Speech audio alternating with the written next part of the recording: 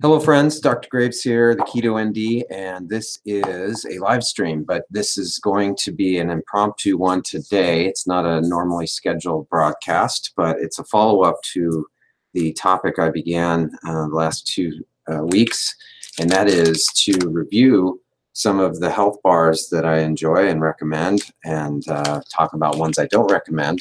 And what I'm doing is I'm actually testing my ketone levels after consuming some of these bars. And so today up on the docket here is the Mocha NRG DF by Designs for Health. This has been a favorite since this came out a year or two ago. And a lot of these bars came out before this whole keto craze, and so some of them are not being marketed right now as keto friendly. But what I've done is began to examine these ingredients on these products to see which align not only with a ketogenic diet, but also for good health. And do they taste good, and do they provide good energy? And so without much ado, I'm going to launch into this. Just as a quick rundown on this bar, I will bring up the stats here. And let's see if I can find it. Here we go. I got to go in and bring up the right window again.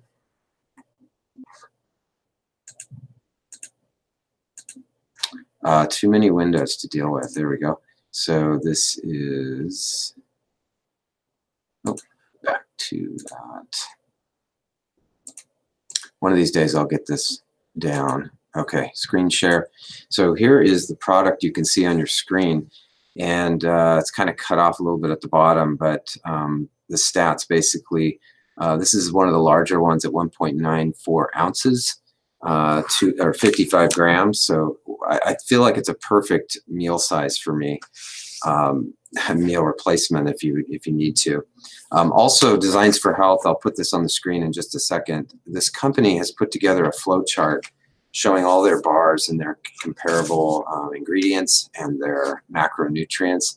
And so, for instance, here on this label, we see the total fat at 9, total carbs at 28, protein at 12. And they don't put it on the label, but they're calculating the net carbs at 8 grams. Now, one of the issues is that, I'm going to scroll this down a little bit, it's this whole idea of net carbs and how they're calculating it. And in this particular bar, it's being sweetened with maltitol, as well as some glycerin, some erythritol, and even a little stevia. So this is kind of a true blend of sweeteners.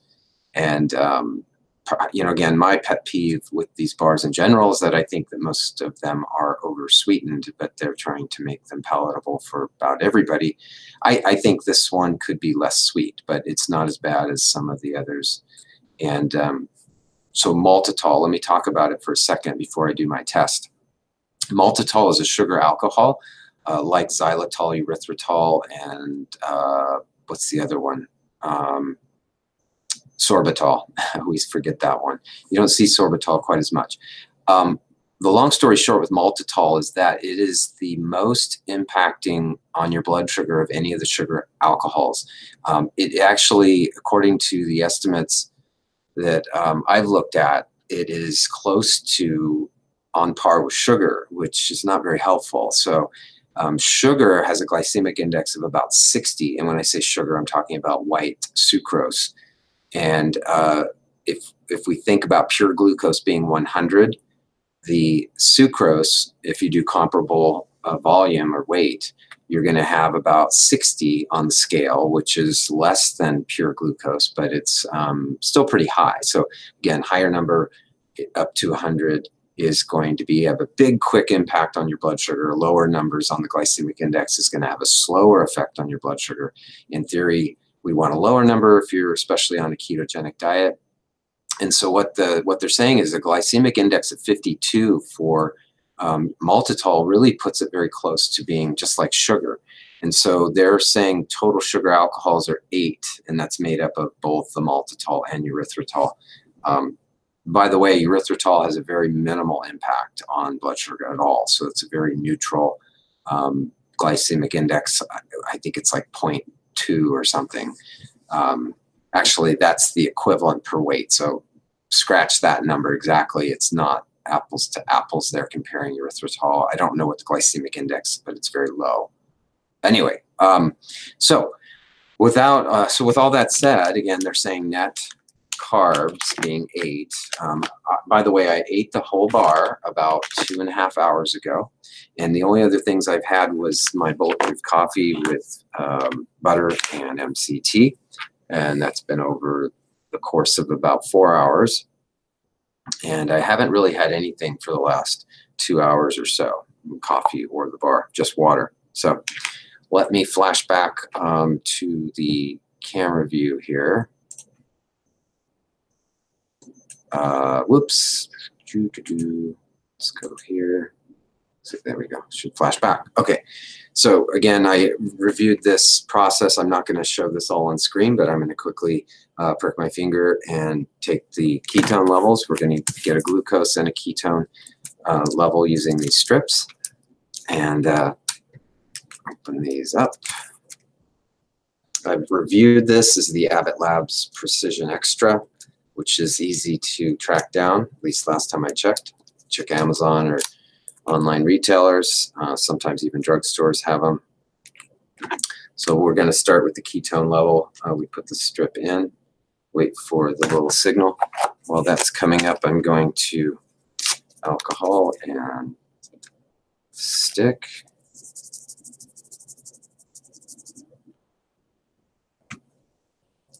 For the record, I hate doing this to myself. This is a very minimal stick, but I don't make it a habit to do this every day, so it's usually pretty painless, but I still wince when I do it. There we go. Good. Sometimes I think it didn't actually stick me.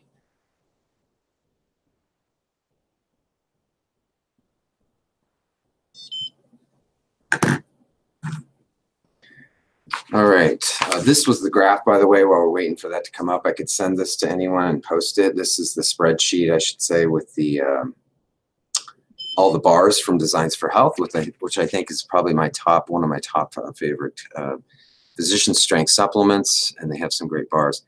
That's very fascinating. So this is on par with maybe what I was just talking about, that I thought there was going to be a problem with this bar because of the maltitol. And last week when I did my ketone testing, I forgot what I had eaten, but I discussed it. Oh, it was the shake, and I had a bar that was not super keto friendly. Anyway, 0.6, that is closer than I was last week after a bar I had eaten and a shake, but we'd like this to be about 0.7 and above. So this is interesting because this is really going to change, I think, what I'm doing. Nope, I got to get this other test strip going. I'm like yapping here. This is the glucose, and I want to, oh, see, I had to stop bleeding.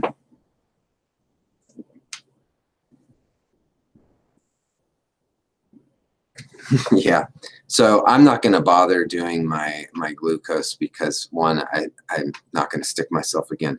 But at 0.6, my guess is that my blood sugar is going to be a little bit higher.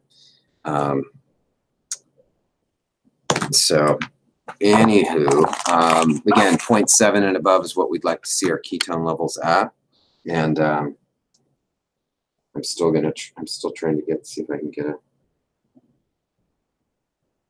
minimally invasive stick. Means that you, oh, there we go. We got it. We got it. I thought if I stuck with it, I could, oh, good. The scientist in me wanted to complete this experiment properly by getting a glucose level. So again, 0.6 ketones, glucose level at 74. So interesting. So mixed, last week I had about an 80, what was it, an 85, and my ketones were down at like 0.4. So this is a little bit better. 74 is just fine for my blood glucose level. It's not too high, and 0.6 is right on the edge. So I bet if I checked in another hour or so, my ketones are probably going to be going back up. But conclusion, what is the moral of this story? If you consume bars with maltitol, And that's what I think is the primary problem here. You are going to suppress your ketone levels because that has a much higher net effect on glucose, blood glucose levels. So I would think of these more like some of the other bars I've reviewed, is that this is more of a pre-workout. If you're more of an athlete looking for building up some glycogen and you're going to, before a race or before a workout, or if you're feeling like, sometimes you just feel like you need a little bit more help with your glucose levels, and you might eat half of one of those, say, to help with that. Of course, a bowl of a few blueberries can help do the same thing. And so I'll call that a wrap. Like I said, I'll put this up, or try to post a link to this. It lists all their friendly bars, keto friendly and unfriendly, and some of the ones, like the one I think I did last week was their paleo essential bar. Actually, I think they might have changed the name on that because it's not on this list. But the latest real favorite for me that I will test next is going to be the paleo bar DF. So dairy free, by the way, it stands for dairy free. And that has a net carb of 6 and 7. Oh, no, here we go. This is the pure paleo, the new one I want to check out. That has a net of 9.